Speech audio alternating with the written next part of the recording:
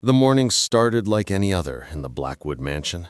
Elara Chen, a 24-year-old single mother working as a maid, moved quietly through the opulent study, her hands trembling slightly as she carried a delicate china cup filled with freshly brewed coffee.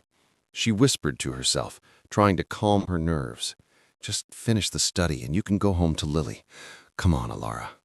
She had been working for billionaire Damien Blackwood for 3 months now, and every day felt like walking on eggshells.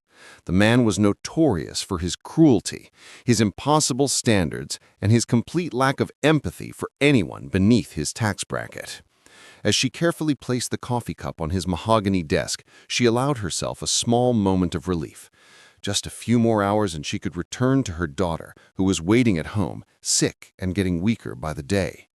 But fate, as it so often does, had other plans. The study door burst open with a violence that made Elara jump.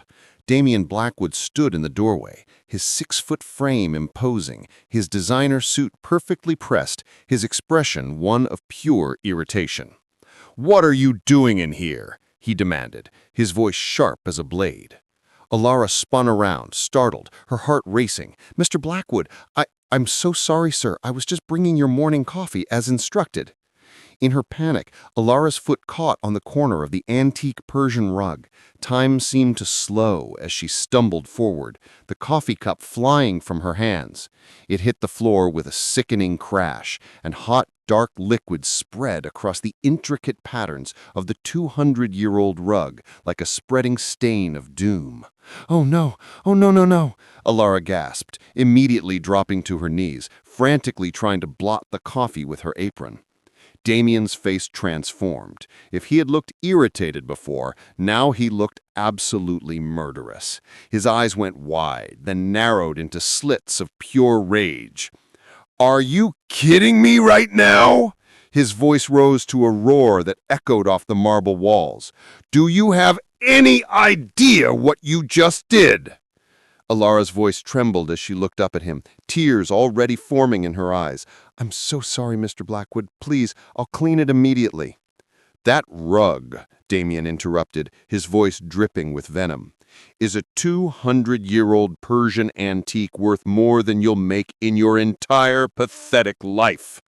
The words hit Elara like physical blows. She continued scrubbing at the stain, her movements becoming more frantic. "Please, sir, I can fix this. I'll pay for the cleaning. I'll—" "Pay for it?" Damien let out a cruel laugh that held no humor whatsoever. "With what? Your minimum wage? This rug cost $85,000. You'd need to work for me for 5 years straight without eating to afford the damage you just caused." Elara felt her world collapsing around her. 5 years of wages. The number spun through her mind as she thought of Lily at home, waiting for medicine that Elara couldn't afford even with this job. "Mr. Blackwood, please. I have a daughter. She's sick. I need this job." "Not my problem," Damien said coldly, already moving toward his desk phone. "You're clearly incompetent. I should have known better than to hire someone from the bottom of society. Mrs. Patterson." The head housekeeper, Mrs. Patterson, arrived within seconds, her face carefully neutral despite the obvious tension in the room. "Yes, Mr. Blackwood." "Get her out of my sight. She's fired. Don't bother with the final paycheck. Consider the rug her severance payment." Elara felt her blood run cold. "No, please, you can't do this. My daughter needs medicine. She needs—" "I said, get out," Damien repeated, his tone icy and final. "Security will escort you if necessary." Through her tears, Elara looked up at the man who was destroying her life with such casual cruelty. "You heartless monster," she whispered. Damien didn't even flinch. "Add it to my Wikipedia page. Now leave before I have you arrested for property damage." Elara ran from that study, her sobs echoing through the vast, empty halls of the mansion. Behind her, she could hear Mrs. Patterson's quiet voice, attempting to reason with Damien. "Sir, that was rather harsh. The girl's daughter is—" "I don't pay you to lecture me, Mrs. Patterson," Damien cut her off. "Clean this mess up." And just like that, Elara Chen's employment and her hope was over. Elara's apartment was located in the poorest district of the city, a fourth-floor walk-up with walls so thin you could hear the neighbors' conversations. But it was home, and more importantly, it was where Lily was waiting. "Lily, sweetheart, Mommy's home," Elara called out, her voice still hoarse from crying the entire bus ride home. From the small bedroom came a weak voice, interrupted by coughing. "Mommy, you're home early." Elara forced a smile onto her tear-stained face as she entered the bedroom. Lily lay in the small bed, surrounded by the medical equipment that the hospital had sent home with them, equipment that would soon be repossessed if Elara couldn't pay. Her daughter looked so small, so fragile. Her skin had taken on an unhealthy pallor, and dark circles ringed her beautiful brown eyes that looked just like her grandmother's, though Elara had never told Lily about Isabella Chen, the mother who had raised Elara alone until her death 9 years ago. "Yes, baby," Elara said, her voice cracking, despite her attempts to sound cheerful. I finished work early today." Lily coughed again, her small chest rattling with the effort. "Did you bring medicine?" The question broke Elara's heart. "Not yet, sweetheart, but I will. Mommy promises." "It hurts, Mommy," Lily whispered, her hand clutching at her chest. "My chest hurts." Elara pulled her daughter close, careful not to disturb the oxygen tube. "I know, baby, I know," she whispered, finally allowing the tears to fall. "I'm so sorry." Elara's phone buzzed on the nightstand. She picked it up with shaking hands, already knowing what she would see. It was the hospital's automated payment system. "Final notice," she read aloud, her voice barely above a whisper. "Payment of $3,847 required for continued treatment. Patient Lily Chen will be discharged if—" She couldn't finish reading it. The number swam before her eyes. $3,847. It might as well have been 3 million. But then a thought occurred to her, a desperate, perhaps foolish thought. Her final paycheck. She had worked 14 days this month before being fired. That was $1,680 she had earned, money that was legally hers.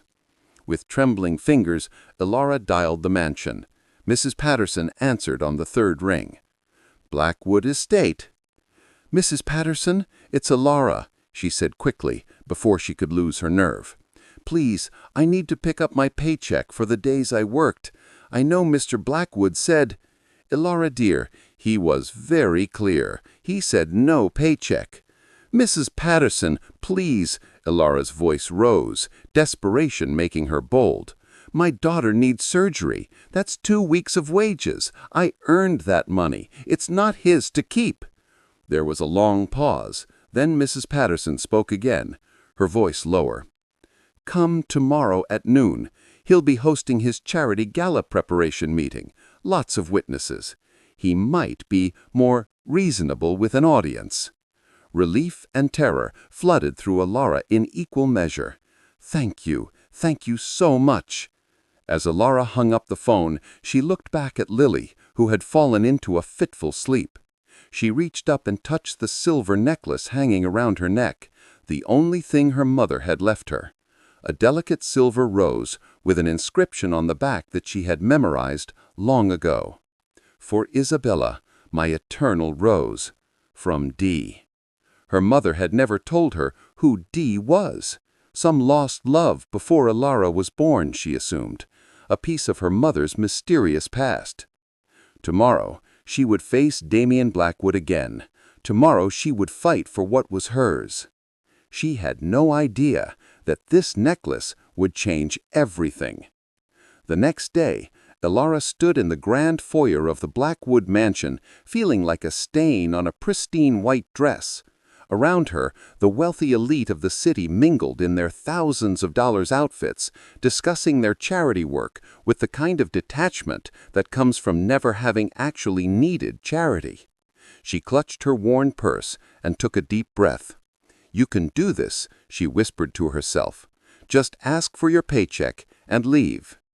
But as she walked further into the foyer, conversations began to die down. Heads turned. Whispers started. "Who is that?" someone murmured. "Looks like one of the help," another replied with barely concealed disdain. And then, cutting through the crowd like a knife, came a voice Elara hoped never to hear again. "Well, well, look who decided to trespass on private property." Damien Blackwood stood at the top of the grand staircase, looking down at her with those cold, calculating eyes. Every person in the foyer had turned to watch. Elara felt their stares like weights pressing down on her shoulders.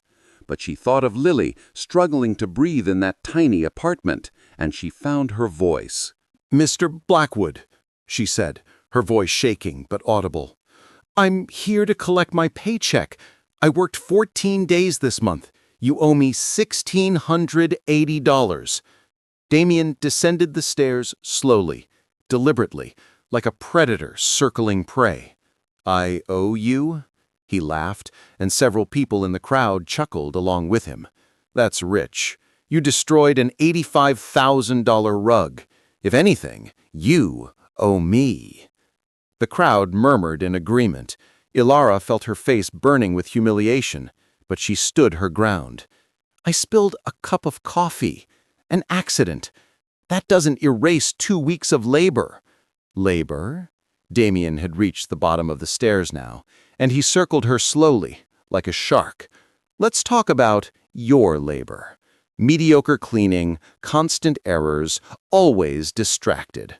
I should have fired you weeks ago." The cruelty in his voice made something inside Elara snap. Her voice rose, carrying across the silent foyer. "I was distracted because my 6-year-old daughter is dying. She has a congenital heart defect and needs surgery. That paycheck could save her life." The foyer fell completely silent. Even the string quartet seemed to falter. For a brief moment, Elara thought she saw something flicker in Damien's eyes, something almost human. But then it was gone, replaced by that same cold indifference. "And I should care why?" he said softly, dangerously. "The world is full of sob stories, not my responsibility. Your daughter's illness, that's your problem. Should have thought about that before having a child you couldn't afford." The words were designed to cut, and they did. Elara felt them like physical blows. Tears streamed down her face now, and she was past caring who saw. "I will pray," she said quietly, her voice breaking, "that you never know what it's like to lose someone you love. Because if you did, you'd understand that money means nothing." And then, everything changed. Damien's eyes, which had been fixed on her face with such contempt, suddenly dropped lower. His entire body went rigid. His face, so cold and controlled moments before, transformed into something else entirely.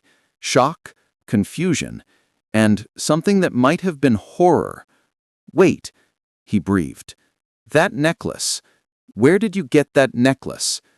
Elara's hand instinctively went to her throat, covering the silver rose pendant that hung there. It was her most precious possession, the only thing her mother had left her before she died. "What?" she said, confused by the sudden change in Damien's demeanor. "The silver pendant around your neck. Where did you get it?" Damien stepped closer, urgently, all traces of his earlier cruelty gone. His hand was actually shaking as he reached toward her. "No." Elara clutched the necklace protectively. "This is all I have of her." Damien's face had gone pale. He looked like a man seeing a ghost. "Is there an inscription on the back of the rose? How would you know that?" And then Damien spoke words that would change both of their lives forever. "Because I made it, 25 years ago, for the woman I loved." His voice cracked, and for the first time, Elara saw actual tears forming in his eyes. "For Isabella." The name hit Elara like a physical force. Around them, the crowd gasped in unison. Several people pulled out their phones, already recording what was clearly about to become the scandal of the century. "Isabella?" Elara repeated, her voice barely audible. "Isabella Chen. That was my mother's name." Damien staggered backward as if he had struck him. His hand went to his chest, and for a moment Elara thought he might actually collapse. No, it can't be. Isabella died 24 years ago. I was told she died in a car accident before... He couldn't finish the sentence, but Elara, her mind racing, completed it for him. "Before I was born?" The silence stretched between them. Damien's eyes were fixed on her face now, really seeing her for the first time, seeing the shape of her eyes, the curve of her cheek, the way she held herself, all echoes of the woman he had loved and lost. "How old are you?" he asked, his voice barely above a whisper. 24. The words seemed to steal the air from Damien's lungs. He stood there, in the middle of his grand foyer, surrounded by the city's elite, and felt his entire world shifting beneath his feet. "Oh my God! Oh my God! Mrs. Patterson! Patterson!" The head housekeeper came running, her face alarmed at the panic in his employer's voice. "Sir? My mother's records, the box in the vault, the one she made me promise never to open. Bring it, now." Elara stood frozen, her mind unable to process what was happening. Around them, the crowd had gone completely silent, every single person watching this drama unfold with rapt attention. "I don't understand," Elara said, her voice small. "What are you saying?" Damien turned to her, and the look on his face was one of utter devastation. "My mother," he began, his words coming faster now, tumbling over each other. "She hated Isabella, said she was beneath our family, common, unsuitable. When I told her Isabella was pregnant, she told me Isabella died. Car accident. She showed me a death certificate, a funeral program, newspaper clippings. I was 19 years old. I believed her." "That's insane," someone in the crowd whispered, but no one shushed them. Elara felt her legs weakening. "You're saying, you're my father?" The words hung in the air between them. Damien looked at her, really looked at her, and nodded slowly. "I loved your mother more than life itself," he said, his voice breaking completely now. "When they told me she was dead, I died inside. I became this." He gestured to himself, to the cold, heartless person he had become. This cold, heartless thing, because I thought I had nothing left to live for. I thought the only person I ever truly loved was gone. Mrs. Patterson returned, slightly out of breath, carrying an ornate wooden box. She handed it to Damien with shaking hands. Damien tore open the box. Inside were dozens of letters, their envelopes yellowed with age. He pulled them out with trembling hands, reading the return addresses. "Letters," he said, his voice hollow. "Dozens of letters from Isabella to me, all returned unopened."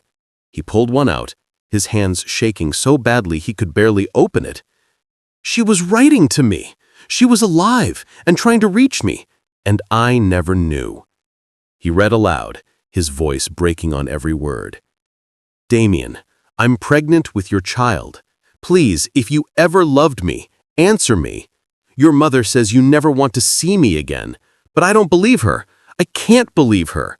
I need you. We need you. Our baby needs you." The letter fell from Damien's hands. He looked up at the ceiling, his face contorted in anguish, and let out a sound that was something between a sob and a roar. "She kept you from me," he shouted, his voice echoing off the marble. "My own mother kept you from me. She let me think Isabella was dead. She let me think my child was dead. She destroyed my life and yours, and—" He couldn't continue. He actually fell to his knees right there on the marble floor in front of all those people, sobbing like a broken man. "You're mine," he gasped between sobs. "You're my daughter. And I just called you. I said those horrible things. But Elara felt her sympathy hardening into anger. All her life, she had wondered about her father. All her life, her mother had refused to speak his name, and now she knew why. "No," she said firmly, stepping back. "No.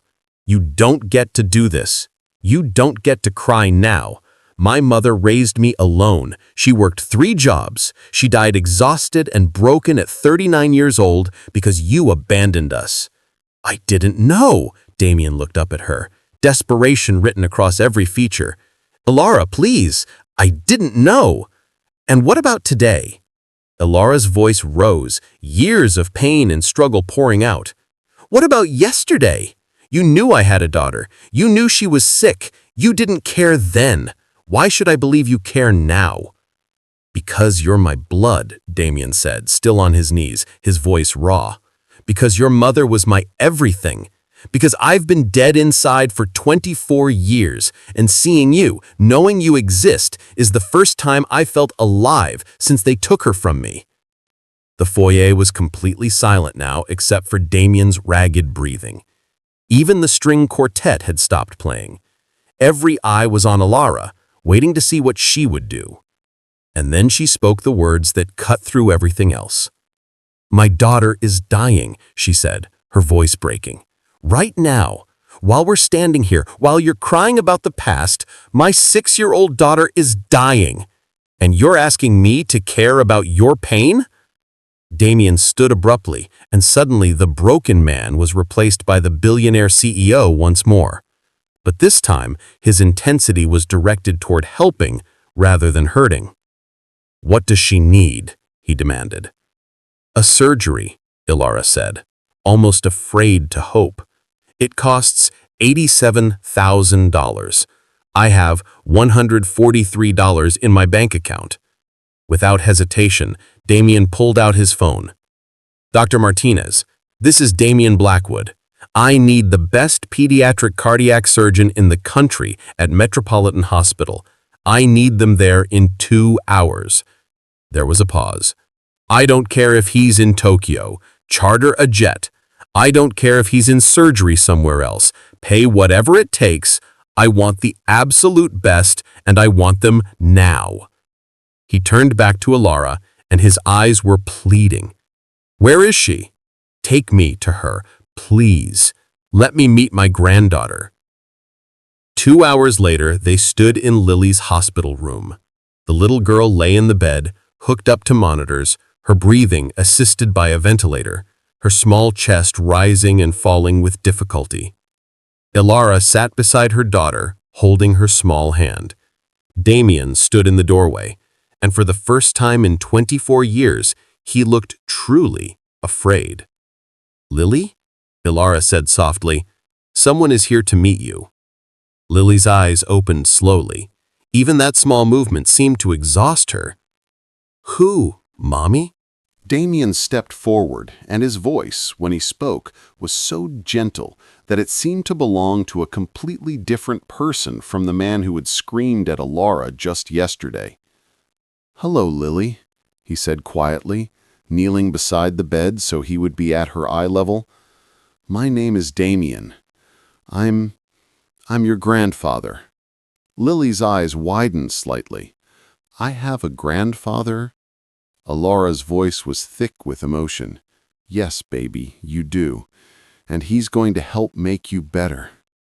Lily reached out one small hand and touched Damien's face. Her fingers were cold. "You have sad eyes," she observed, with the blunt honesty of children. "Like Mommy's eyes, when she thinks I'm sleeping." Damien's hand came up to cover hers, and he had to swallow hard before he could speak. "I've been sad for a very long time, sweetheart. But meeting you, maybe I don't have to be sad anymore." A doctor entered, and Damien recognized him immediately. Dr. Martinez was his personal physician. "Mr. Blackwood," Dr. Martinez said, his voice conveying urgency mixed with excitement. "The surgical team has arrived. Dr. Yamamoto just landed. He's the best pediatric cardiac surgeon in the world. He's reviewing her charts now. We can proceed with the surgery immediately if you approve." Lily's hand tightened on her mother's. "Surgery? Now?" Elara smoothed her daughter's hair back, her voice soothing despite her own fear. "Yes, baby. And when you wake up, you're going to feel so much better. You'll be able to run and play like other kids. You'll be able to go to real school instead of studying at home. You'll be able to do everything you've always wanted to do." Damien leaned closer, his voice soft but firm. "I'm going to be right here when you wake up, Lily. I promise." Lily's eyes were already drifting closed from the pre-surgery medication they'd given her. "Promise?" she mumbled. "I promise," Damien said, his voice breaking. "I've missed 24 years with your mother. I won't miss another moment with you, not one more moment." As they wheeled Lily away to surgery, Elara finally broke down completely. She sank into a chair in the waiting room, her face in her hands, her entire body shaking with sobs that she had been holding back for so long. And Damien, who hadn't comforted another human being in 24 years, sat beside her. After a moment's hesitation, he put his arm around her shoulders. She didn't pull away. They sat in that waiting room for 7 hours of silence, of pacing, of terrible waiting. And gradually, in that fluorescent-lit liminal space between life and death, they began to talk. "Why did you become so cruel?" Elara asked quietly, staring at the wall.